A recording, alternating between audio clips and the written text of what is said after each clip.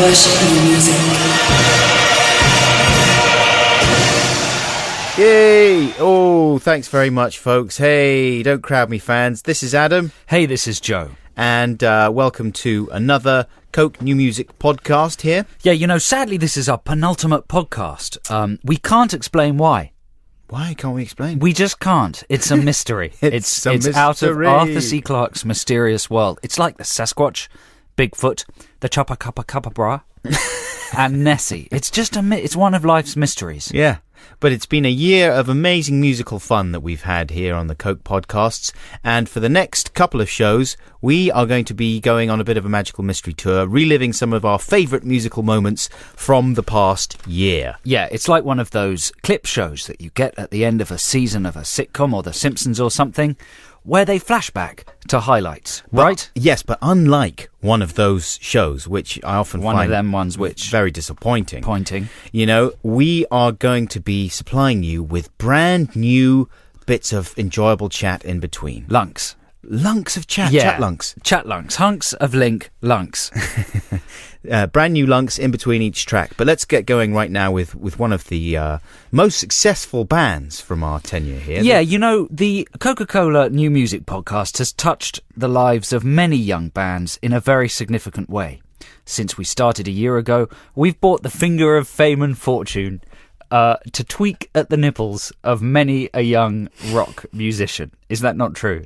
That is true, but I'm glad that it was just the nipples. I was expecting the finger of fame and fortune to Well, luckily, it's recently had some interventionist therapy, so it just tweaks the nipples now. Don't go there. Don't go. Oh, the finger of fame and fortune. So what we're going to do this fortnight is every time we play you a record that's kind of been a smash and discovered by this podcast, after it we're going to tell you what's happened to that band. Some of what we tell you might be made up. In fact, and when I say some, he means all of it. All of it. We have no actual factual information.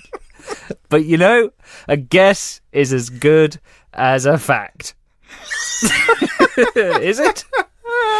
I think. There you go. In this context. Scientific rigour. This is exactly the kind of thing that is bringing the edifice of television crumbling down, It's true. Hey, the media is just a big bucket of lies, and we're no different. No. The only difference is that we're honest about our lies. Plus, we've got great music in our lie bucket. Yeah. Like this one from Olympus Mons. You know what? I think they are going to be A-listers, and they are going to have it all. That's Olympus Mons and Follow You Down. Now, we don't actually have like a concrete set of facts or anything like that, but we've heard very good things about the band and their progress, and if they're not signed already, they're certainly just on the verge. They've been playing a load of festivals this summer, and I think that that's not the last you're going to hear from the Monsters, yeah? Yeah, I'm looking forward to picking up their album in a shop. So am I. Yeah, like paying for it. Oh, you'd actually pay for it? Yeah, I'd give them my money. And no, you see, I'd pop it back down. Pie pop? I'd pie pop it back down. I'd do a little pie pop on it. What's a pie pop? That. Future. Yeah, let's not dwell on that. You anyway, pick it up. What do you think a pie pop is? A little pop you do after you've had a pie. that's exactly the same dimensions as the pie. So you eat like a little one of those mini. What are they called? So you eat like a mini pork pie. Yes. Yes. Pops out. Correct. Exactly the same, but a different colour. Anyway, see, it didn't take us long, folks, did it, to get into the lavvy? What were you so worried about? Yeah? You all worried because we didn't mention the toilet in our first link? Well, now we're there, so it's fine. But listen, let's get out of the toilet and talk about the world of fame and fortune, where some of the bands we'll be playing today will be residing very shortly. One of the favourite things I read over the summer in a newspaper was this description of a typical week in the life of the Mexican film director Alfonso Cuarón.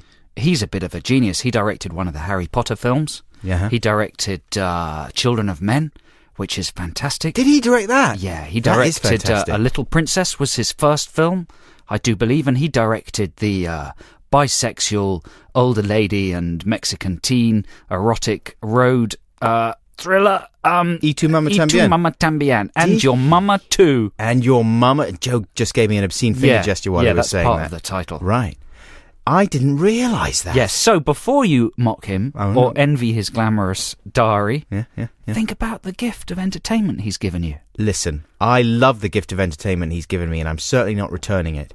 Anyway, I'm just envious. I'm envious of his typical week, because check this out.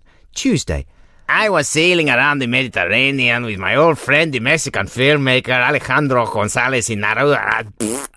Is that Mexican? It's a grotesque caricature of a Mexican. So now, Joe, when I read portions of this typical week in the life of Alfonso Cuarón out, would you like me to use an absolutely grotesque, stereotypical accent? What, a sort of Speedy Gonzales Mexican accent? That kind of thing I was thinking. From the early 40s? Yeah, or would you like me to use a more accurate, more respectful like a brilliantly accent? authentic? Yeah. The former.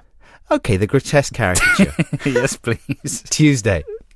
I was sailing around the Mediterranean with my old friend, the Mexican filmmaker Alejandro González Iñárritu, and their families on our way to the Ischia Film Festival. Why don't you just read it out in a normal... I mean, he probably has a normal voice. Do you think he does? Cuarón. Yeah, he probably speaks in middle American exactly. averageness. I'm going to abandon the grotesque caricature. So a typical week in the life of Alfonso Cuarón, the Mexican film director, basically sounds like an amazing dream come true. Take, for example, Thursday. My wife and I visited some thermal swimming pools. I jumped into a 45-degree pool and then into a freezing one. I think he skipped a bit there. I think he made passionate love to his wife all night. Right. And marvelled at how healthy their sexual relationship was. Right. And how making love was just as good after 15 years of marriage as it was on the very first night. In the evening, I received a World Filmmaker Award. An Italian pop star sang, and Hilary Swank made me dance. It was highly embarrassing. That's just a typical Thursday, and that's one of the more boring listen days. To this, Adam Buxton. Yeah.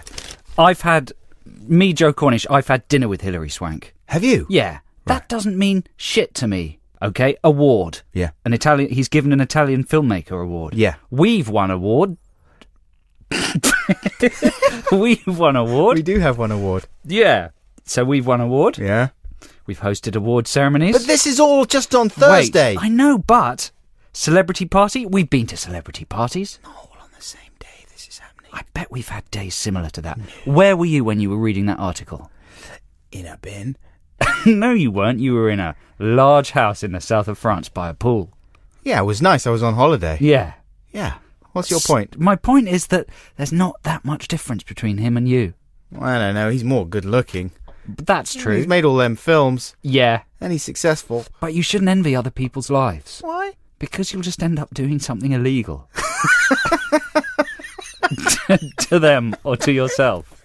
It's too late. You'll drive yourself mad. Yeah, okay, fair enough. I'm convinced.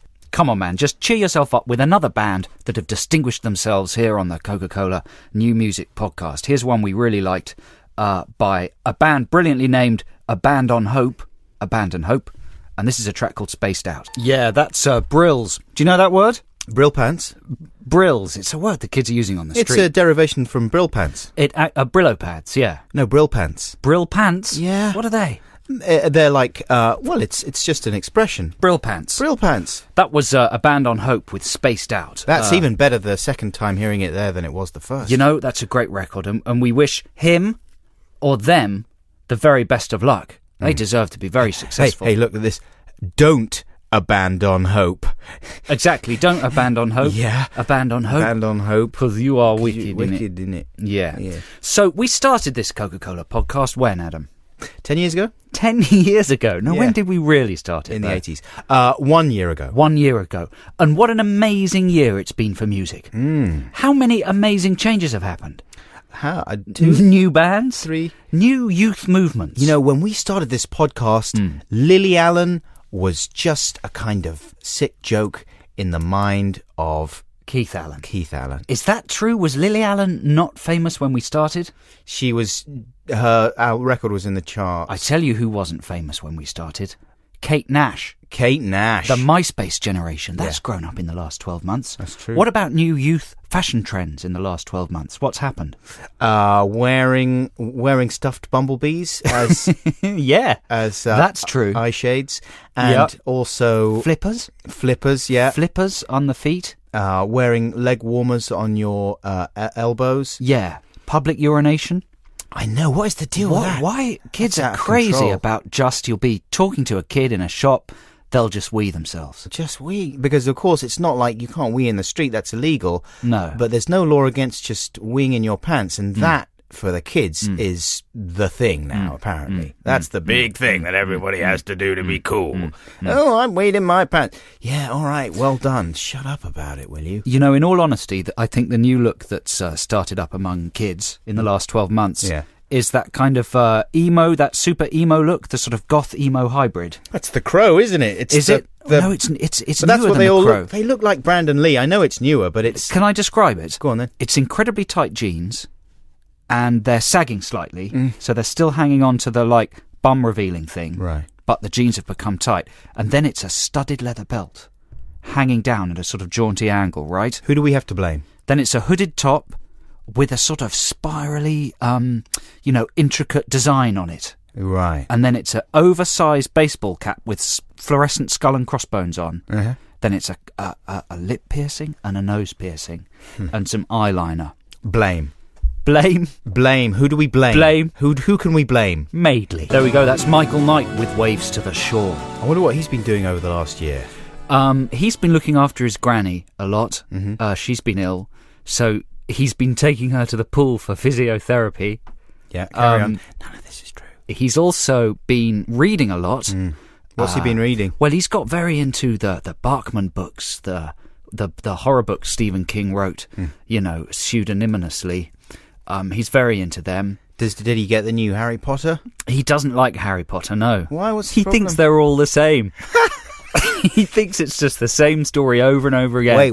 And he thinks that all they ever say is Harry Potter. Hang on 1 second.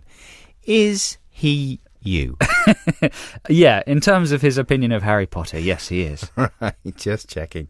So we've listened to a lot of music here on the Coca-Cola New Music Podcast over the last 11 months. We have. It's been delightful and an amazing mix of styles. Yeah. But I wonder what's going to happen in the next 12 months. Jim Morrison came pretty close. There's a good interview with him on a documentary called The Soft Parade, where he's being interviewed on a music show, and he says, heavily bearded in around 1969, he says, I think in the future, music is going to be made by, there won't be too many bands. It'll be just like one person and a machine.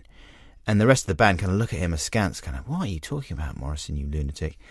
And it sounds... And he was predicting Howard Jones. Howard Jones, exactly. Brilliantly. And then this is the thing. He goes on to say, and probably when one person with their machine does concerts, he'll employ a guy with chains to dance around on the stage. Did he really say that? Yeah, he says Wow. it. It's amazing. And then he goes on to say, also, there'll probably be like a 5-girl band, and they'll use the power that they have as girls, and they'll spread the power all over the world in a way that makes people depressed.